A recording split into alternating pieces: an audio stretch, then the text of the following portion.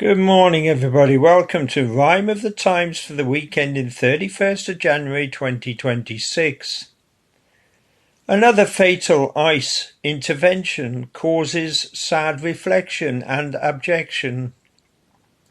Time for Tory self-reflection and signs of disaffection with Suella's defection. Burnham dejection after his by-election rejection. Keir overlooks China's imperfections to try to build sino-connections. Mobile phone use in schools under inspection.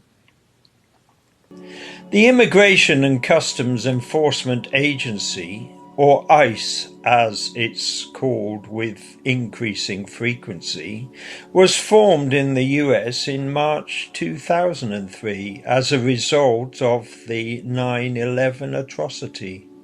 It's become a whole lot more notorious, though, since Trump 2.0 started 12 months ago, but now even some of those who at first backed it are feeling queasy about its strong-arm tactics, feeling it has turned the American dream into a nightmare under a police state regime.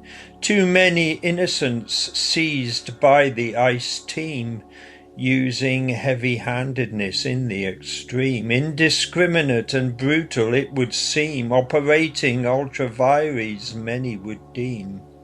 Minneapolis this year's become the lightning rod for the misdeeds of this president's ICE mob, and on Sunday the city was in mourning and dismay.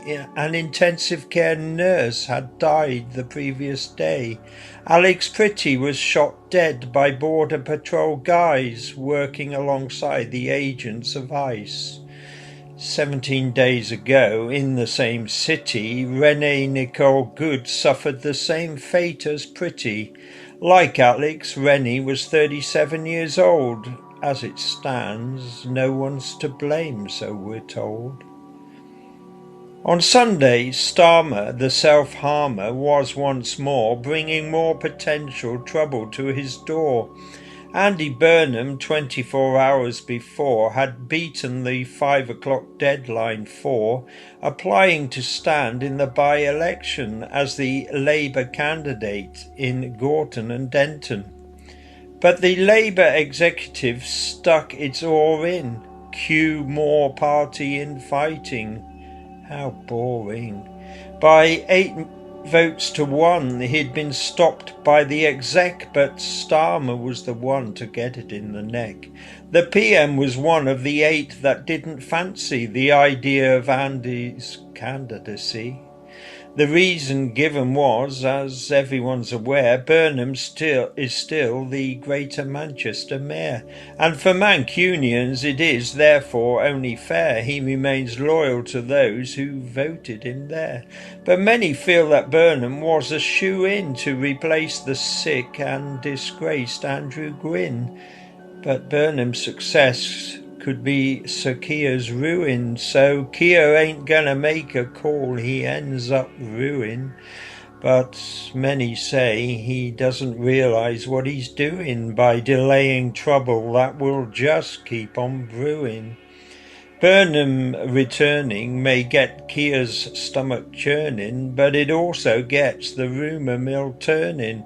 His own position will come under scrutiny. Wannabe challengers will plot their mutinies.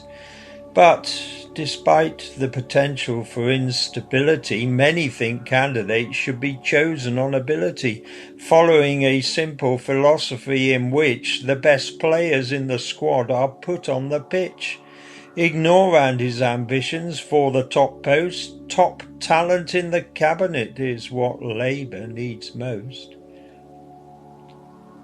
Another week and another defection, and more Conservative introspection, and more of Badenoch disguising her dejection as another teammate looks right for affection. Suella Burnham, once a Tory high flyer, out of Keir's frying pan into Nigel's fire. The Reform UK flames are right now fanned, burning up opinion polls across the land. Some say it's just a Farage one-man band, but the likes of Burnham will strengthen its brand. And she was keen for everyone to understand she's in it for the long haul, not a one-night stand. Conviction politics or just glory hunting? Nigel likely doesn't care as he hangs out the bunting. On Monday, a note for the teachers from Bridget set out her plans to thwart the mobile phone fidget. Bridget Phillipson, the education sec, wants head teachers to reduce the use of tech, to limit the use of mobile phones in schools, which in truth is already part of most schools' rules. It is not yet law, but she wants no more of the distraction that most kids can't seem to ignore. Australia's social media ban is now 5 weeks old, and it's too early to see how that will unfold, but early results from various people polled indicate backing for mobile use to be controlled. Last week in the UK, a consultation began which will lead to the government drafting a plan. They will get the plan to become law if they can, which is likely to end up as some sort of ban. It had been long in the planning, Starmer's China visit, and there was no way the PM was gonna miss it, even though he must have known it would elicit critical words from the many who would diss it, because for them it is quite explicit that our PM is going there to solicit business and back scratching from those who are complicit in behaviour that we British consider illicit. The argument, though, is clearly two-sided, and opinions on the matter are divided. On human rights, there are definitely wrongs, the Uyghurs, Taiwan, Hong Kong, and so on. But in an interconnected world, we can't ignore our need for China's trade and so much more.